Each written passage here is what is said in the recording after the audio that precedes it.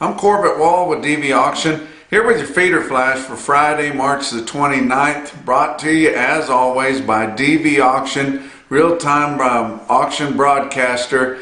And if you would like to see this report more regularly, you can subscribe to the feeder flash and it'll be in your inbox every day.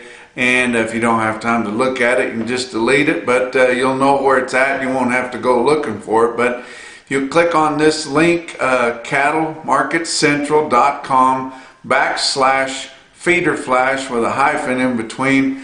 You can go on there and put your email address and subscribe to the feeder flash, and it'll be right there in your inbox along with some other market information on that newsletter every day. But I invite you to do that. But talk about the hangover from yesterday, or I'm on Thursday here, so I'm talking about Wednesday, but the hangover from Wednesday was terrible. Whenever you give up $3 full in your fat cattle market on a Wednesday morning in the spring of the year, after the worst winter in recent memory and the most devastating flood as it affected cattle producers probably any time in history. Outside of the one where Noah built the ark and they only saved 2.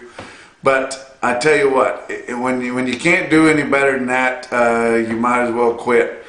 But let's look at the board. On Thursday, April live cattle futures up 27 cents at 126.52. June was up 2 cents at 119.62. March winding down on your feeder cattle contracts, it was down 15 cents at 141.97. April up a nickel at 145.95. Now I'll talk about a little bit of cleanup trade in your fat cattle arena. And it wasn't too hard to keep getting the market that they established on Wednesday still on Thursday if you wanted it, because it was still out there, of course. But Iowa had a few at 128. Whoa, wait. Iowa farmer feeders getting 128 when Southern Plains sold at 125. Yeah, after the fact, the market's still out there. Few in Iowa at 128, some dress trade at 205 to 206. Nebraska traded some cattle at 126 and 206, and Kansas traded some more at 125. But tell you what, just really took the starch out of everybody. Took the starch out of a lot of people in the feeder cattle arena. That were kind of emboldened by all this bullishness that's been going on in the market, and it sure took the starch out of your people around the fringes there that rely on that negotiated trade to kind of establish something. And there's just not enough guys selling negotiated, and we're always hard on the negotiated sellers. Why didn't you do better? And you've got the benches are full on both sides of the field. With people cheering on the negotiated sellers, and they ought to be in the game playing. You can either be, part of the solution or part of the problem. And all the formula sellers say, well, I'm not going to sell on that negotiated deal. Those guys are getting screwed. Well, yeah, you formula guys are getting screwed too. You just have to wait a week to get it. And you're going to get the same thing. But you could join in with these negotiated sellers. Those of you that are independent, and join in with the negotiated sellers and try to get some more leverage. We tried to introduce the Uncle deal a couple of months back, unified negotiated cattlemen's leverage effort, but that deal didn't fly too much, which it's just like every other thing, and they're trying to establish some leverage. Everybody's looking at everybody else saying, I'm not going to do it, you do it. I'm not going to do it, you do it. I don't want to have to mess with those guys, you mess with those guys. I'm not going to piss a packer off and be hard to trade with and then have him lay against me for the next 3 weeks. You do it. I'm not going to get stuck here holding a bunch of cattle that I can't sell that are overdone and they're standing in mud and going backwards. You do it. Well, you see what we get into. And this is just the proof's in the pudding is what's happened this week. And if you guys want to get into the negotiated deal, you don't have a contact with a packer, you don't want to have to get in the fight, sign up with one of these cooperative deals. And you can start being part of the solution instead of part of the problem. And I talk about it fairly regularly. Consolidated Beef Producers, CBP, headquartered right here in Canyon, Texas. They sell in all over the 5-area region. They've got a good seller up there in Torrington, Wyoming. They've got guys in Iowa. They've got guys all over Nebraska, Kansas, and of course the Texas Panhandle. And they will sell your cattle for you. And they'll do as good a job as anybody does. And you'll get the market that you're normally getting at least a week before. And without having to worry about the performance, they'll sell your cattle on the average there. There's some guys in the Northern Plains, if you feel more comfortable with that. Producers of Omaha will sell your cattle for you. Iowa has some cooperative sellers, and I don't really care which one you go with, and of course it's your business, but anytime you start getting in the game, selling negotiated, taking a little bit of leverage back, it's a better deal for the industry. Quit harping on that. But let's talk about your box beef cutout values. They took quite a hit on Thursday, but still as a whole they're not far off of what our average trade was a week ago as a whole, and actually your selects are higher now than they were on the average of the trade last week. But choice cuts, $227.44 on Thursday afternoon, down $1.55. Selects $219.52, down $1.01. Let's talk about your slaughter.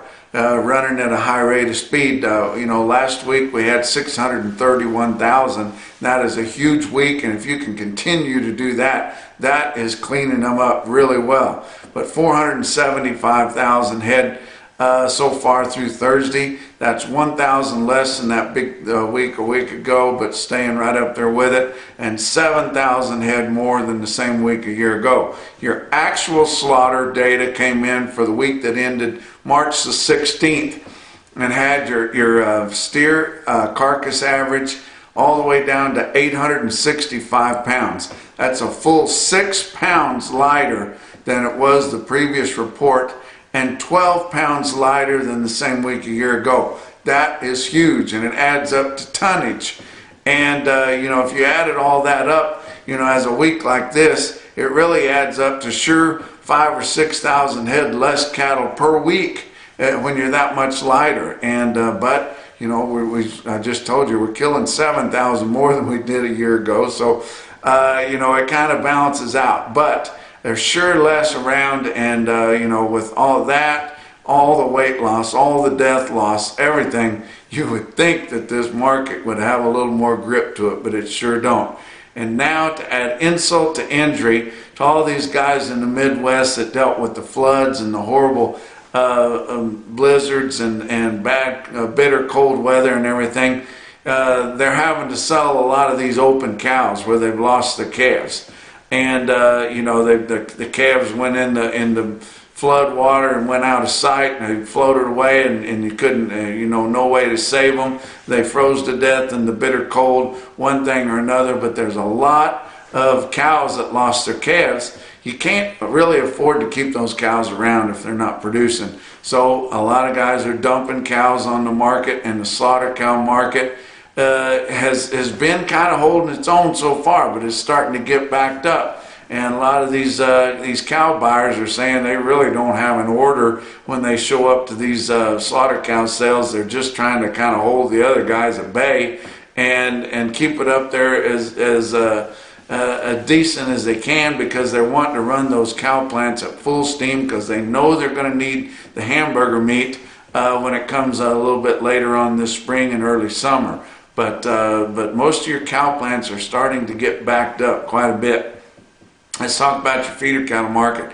Real-time index on Cattle Market Central late in the day on Thursday sitting at 138.92, 88 cents lower, and just a lot of pressure.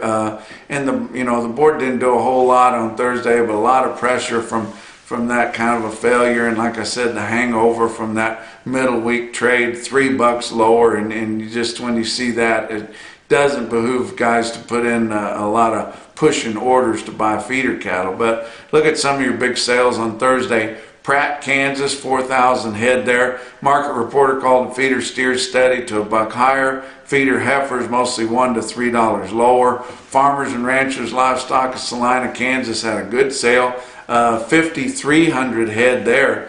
The market man there called the feeder steers $2 to $5 higher, and the feeder heifers steady to $1 higher. You look at this Cattle Market Central market report out of Salina, and I wasn't there, but here's the data and the trends from last week, and it doesn't look like it was near that good, but I'm not going to call him out on it. But look at some of your popular weights. How about 783 head of 7-weight steers in Salina that averaged 749 at 142.61.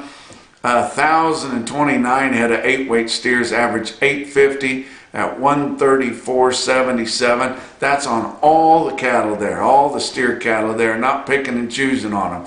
On the heifers, 559 head of heifers in the 6-weight category averaged 652 at 141.52, and that did actually show, just compared to weighted average of the previous week, $3 more. But look at some other sales around. Mitchell, South Dakota, big sale. They always have big sales at Mitchell. 6,800 head there. Feeder steers over 800 pounds were steady to $2 lower. Feeder heifers over 750, $2 to $5 lower. But they did note that there was better demand on the lighter weight feeder cattle, and the stocker cattle and calves sold really well there too. Give you several individual quotes that were pretty impressive for the way the market is. Down in southwest Iowa, Clarinda Livestock Auction in Clarinda, Iowa had a set of had actually 3 loads, 800 to 8 1/4 weights, all 3 loads there, bring from 143 to 143.10. That's a heck of a ticket for the way things are, guys. You know, it may not sound really high, but it's a heck of a ticket. Now I'm going to give you a couple of quotes that does sound really high. Burlington, Colorado, Burlington Livestock Exchange, 119 head of 624-pound stocker steers, 179. That sounds high, and it is high. But the biggest and best quote that we had come through Cattle Market Central on Thursday was from Billings Livestock Commission, Billings, Montana. Right there at BLS, they had 454 steers in one whack, weighed 785 pounds at $153 in Montana. Now, don't tell me they sell all the good cattle on Northern Livestock Video. Some of them they hold back for the sale. But that's your feeder flash for Friday.